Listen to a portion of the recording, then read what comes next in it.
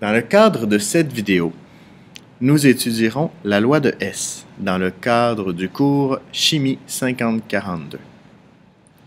Vous verrez que bien qu'elle paraît difficile, la loi de Hess est relativement facile si on suit une démarche rigoureuse.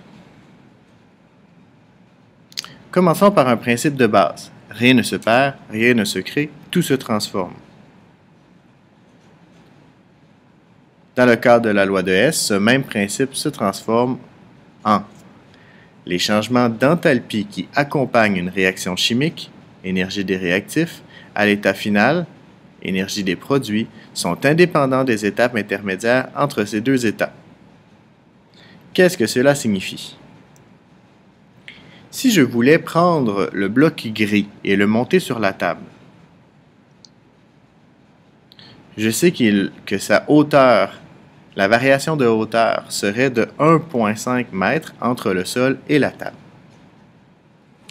Je pourrais aussi prendre le même bloc, le monter sur la chaise, puis sur la table. J'aurai alors une variation de hauteur de 1 m pour la chaise et de 0,5 m pour la table.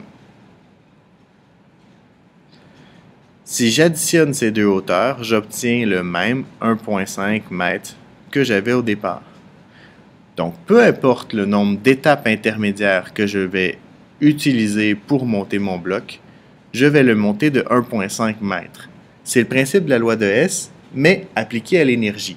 Peu importe le nombre de réactions intermédiaires qui me permettent de passer du réactif au produit, je sais que je pourrais simplement additionner les énergies et obtenir la variation d'enthalpie finale de ma réaction.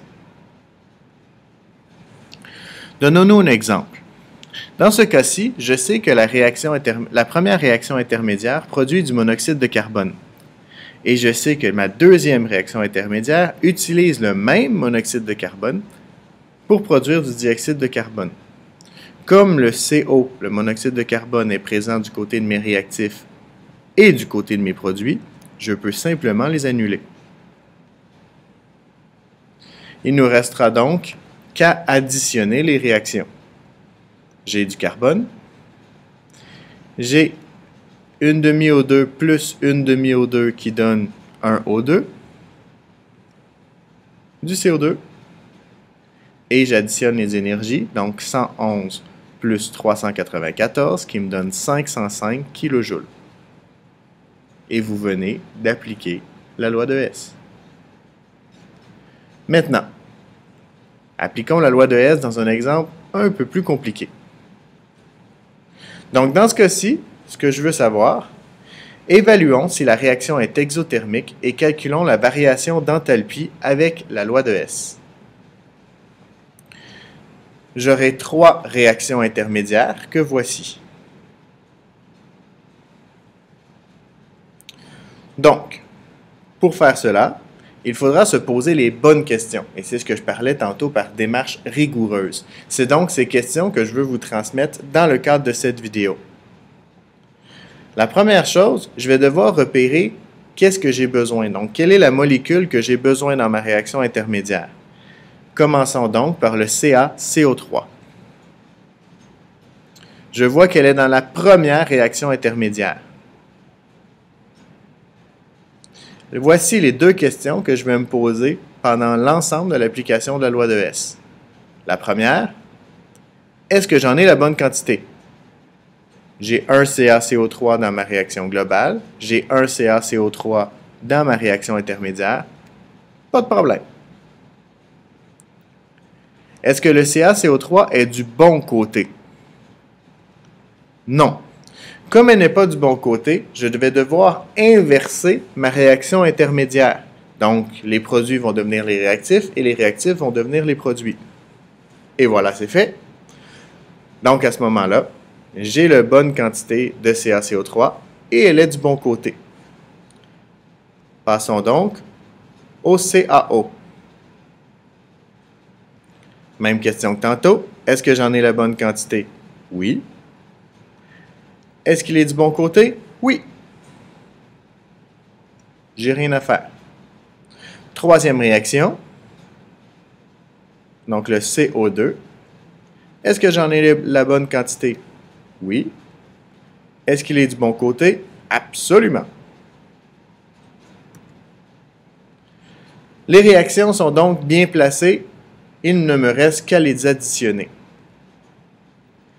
Donc, première chose à faire, comme j'ai fait tantôt, on va enlever ce qui est du côté des réactifs et du côté des produits pour ne pas alourdir inutilement ma réaction.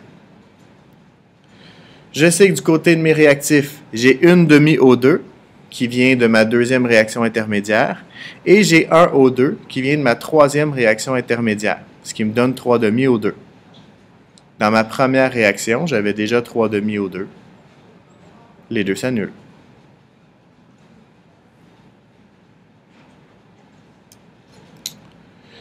Le carbone, dans ma troisième réaction, j'en ai un seul du côté des réactifs. Dans ma première réaction, j'en ai un seul du côté des produits. Ça s'annule. Au niveau du calcium, j'en ai un seul du côté de mes réactifs dans la deuxième réaction. J'en ai un seul du côté des produits dans ma première réaction. Les deux s'annulent.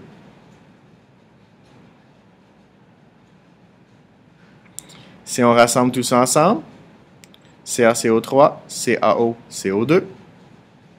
Et je vais donc regarder, avant de continuer, si j'ai la bonne réaction. Si je n'ai pas de la bonne réaction présentement, ça veut dire que j'ai fait une erreur. Et j'ai la bonne réaction, donc je n'ai pas fait d'erreur, tout est beau. Ne me reste plus qu'à ramasser les énergies. Donc, dans ma première réaction, j'ai 1207 kJ du côté de mes réactifs. Et du côté de mes produits, j'ai 625 kJ et 394 kJ, ce qui me donne une somme de 1019 kJ. Vous remarquez que je n'ai pas laissé les delta H sur le côté de ma réaction, je les ai vraiment rentrés dans ma réaction. En la rentrant dans ma réaction, cette énergie-là va toujours être positive. Donc, quand je vais faire la soustraction, je vais toujours envoyer le plus petit vers le plus gros. Donc, dans ce cas-ci, 1019 vers 1207. Donc, je vais faire 1207 moins 1019. Comme on ferait en mathématiques, ce qui me donne un total de 188 kJ. Maintenant, répondons à la question. Quelle est la variation d'enthalpie? C'est 188 kJ. Je le mets positif parce qu'il est du côté des réactifs. Je peux aussi dire, pour la même raison, parce qu'il est du côté des réactifs, je peux aussi dire que ma réaction est endothermique.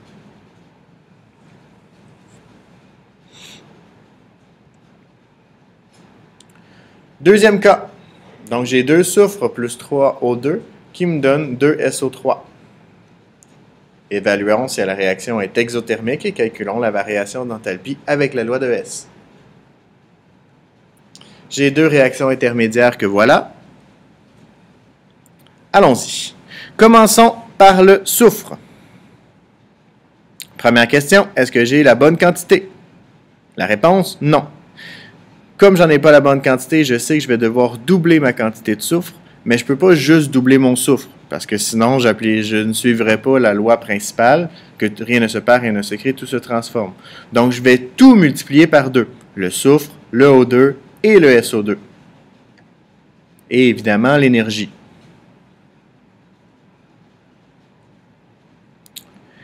Est-ce que le soufre est du bon côté? Oui, pas de problème. Théoriquement, si je suis le même principe, je devrais aller à l'O2. Mais l'O2, je n'y toucherai pas. Pourquoi? Parce qu'il est présent dans mes 2 réactions intermédiaires. Donc, lequel je vais multiplier et par combien je vais le multiplier. Comme je ne le sais pas, je vais espérer qu'il se balance tout seul, ce qui va être le cas dans à peu près tous les cas. Je vous dirais que si le O2 ne se balance pas tout seul, revérifiez vos calculs. Il y a des bonnes chances que vous ayez fait une erreur. On passe au SO3. Donc, le SO3, est-ce que j'en ai la bonne quantité? Absolument. Est-ce qu'il est du bon côté? Du côté des produits dans les 2 cas, pas de problème. J'ai 2 SO2 de chaque côté. On annule ça. On additionne le tout. J'ai 2 soufres. 2 plus 1, ce qui donne 3 oxygènes.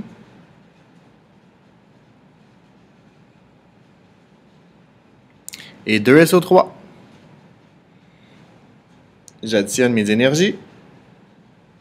600 plus 200 qui me donne un total de 800 kJ.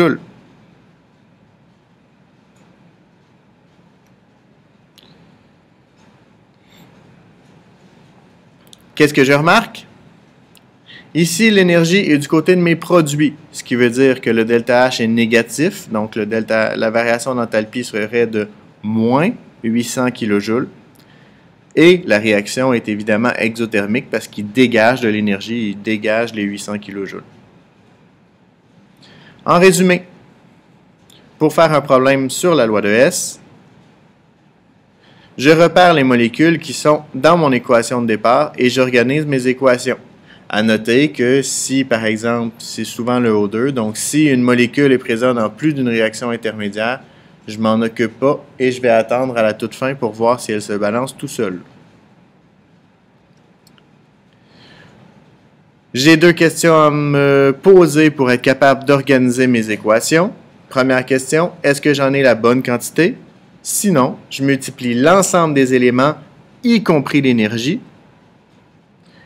par le chiffre dont j'ai besoin pour en avoir la bonne quantité. Deuxième question, est-ce qu'il est du bon côté? Sinon, j'inverse l'équation simplement. Deuxième étape, j'annule ce qui est à la fois du côté de mes réactifs et de mes produits. Troisième étape, j'additionne les équations et je regroupe les énergies. À noter qu'une variation d'enthalpie du côté des réactifs signifie que le ΔH est positif et que la réaction est endothermique. Dans le cas contraire, si la variation d'enthalpie est du côté des produits, ça signifie que le ΔH est négatif et que la réaction est exothermique.